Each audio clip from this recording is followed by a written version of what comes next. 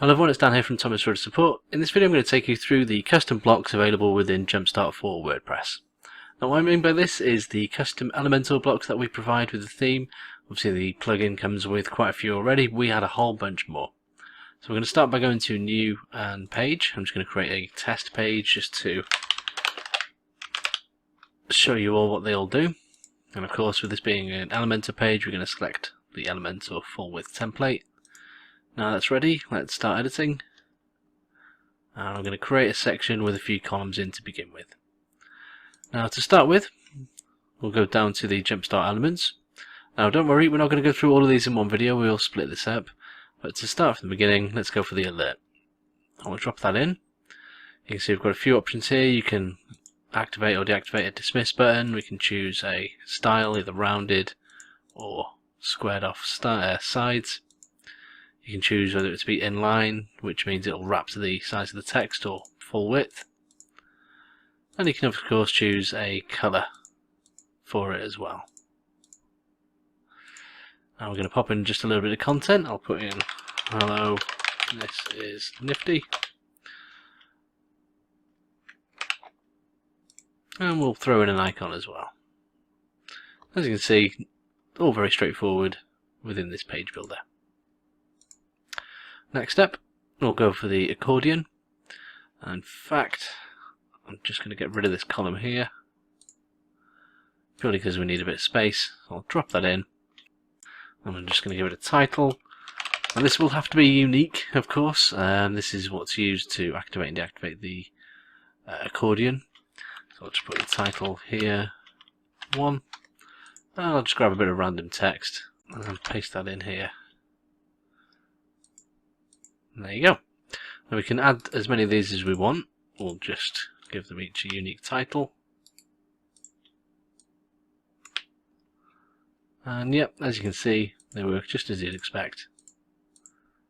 And very easy to use. Now moving on, I'll add another section with a couple of columns. I'm going to add the next block. This one we'll use, there's the blog post block here. Now that simply shows a feed of your recent items, so just to drop that into a page here, you can see we've got several feeds to choose from. This is the standard listing 1. We can choose listing 2, which is more like large cards. You can have this style here, or even just simple cards as well. And of course you can choose to show a certain amount of posts if you want. You can show or hide the paging buttons here, and you can also choose an offset or a specific category. Now the offset is quite handy. For instance, if you wanted one style of blog post above and another below, then obviously you want to show different posts, so if you show 3 in one, you can then offset it to show a different 3. So to show you what I mean, let's duplicate this section. So we've got 2 blog sections here. Now at the moment they're showing the same post, which is not what we want, so we'll go to the second one here and we'll set an offset of 3, and you'll see that will skip the first 3 and you get different posts. You get the idea. Moving on to the next section, next block I should say. We've got a simple card. Now I'm just going to put in a few columns here. Drop one of these in. I'm going to choose one of the layouts, the start with the image and title, and I'm just going to fill in all of the fields here. Now as I do so, I will explain, you may notice that certain fields you fill in may not appear. This is because certain layouts only show certain areas. What I mean by this, it will become apparent shortly. Let me just pop in some text. I'll give it a title area here. If we want the card to link to another URL, if the style is applicable, then you can do so. And of course you can specify your own link text, which although you don't see yet, will become apparent why. So yeah, in this first card we've chosen the text and image and title, so as you can see that's what we've got. If I duplicate this and choose the other style, you can see what happens. We've got the image there, we've got the title, text and the learn more link. So you can get the idea, although we've filled in all the stuff and you don't see it here. Depending on the style you choose, it will be visible.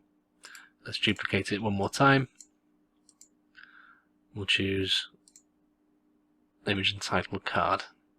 So yeah, as you can see, it's very flexible indeed, loads of different styles, and they all look really good. So yeah, as you want, you can simply go through and choose the style you want, fill in the applicable field, and away you go. Pretty cool.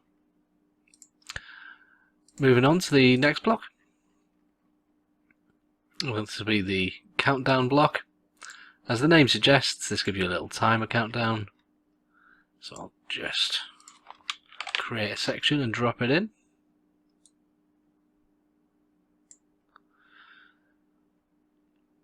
Now you'll notice the fallback message has appeared because the date here has passed, so let's pop in a new one for next year. We've chosen the detailed style, so it's showing all of the various numerations, I suppose, of the time. You can of course choose simple, which will just give you a straight countdown, and you can choose a text size as well. So just to translate this into what that means, let's publish the page and take a look. You'll notice the countdown doesn't work in the Elementor view just because the JavaScript that's needed is difficult to run, but you'll notice when you publish the page and take a look, you can see it there. So we've got the simple view, which is just a straight up countdown, or we've got the detailed, which looks like this. Pretty neat. Now we'll do maybe one or two more blocks in this video. I don't want it to go on for too long, I don't want you to fall asleep. We're going to go for the hero header next, so I'll drop that in. Now as we've seen in the Elementor video, we know how to make this full width, so we'll go ahead and just go to the section settings, full width, no gap. We're going to remove the padding. And let's drop in some content into our hero area.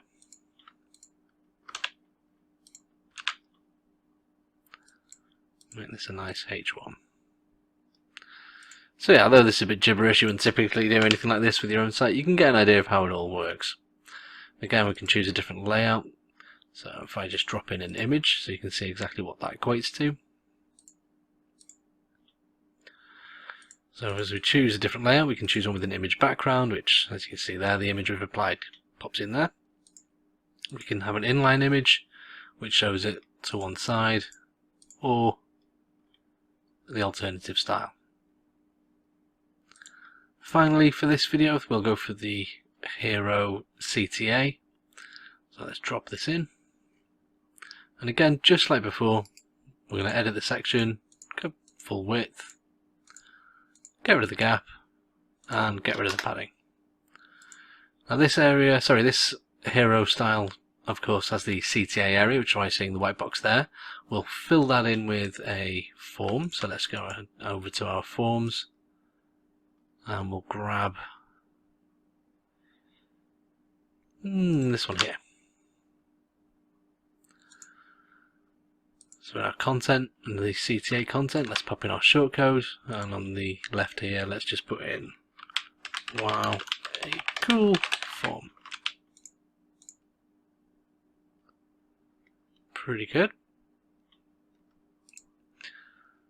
I'll just drop in an image so we can show you where that equates to as well.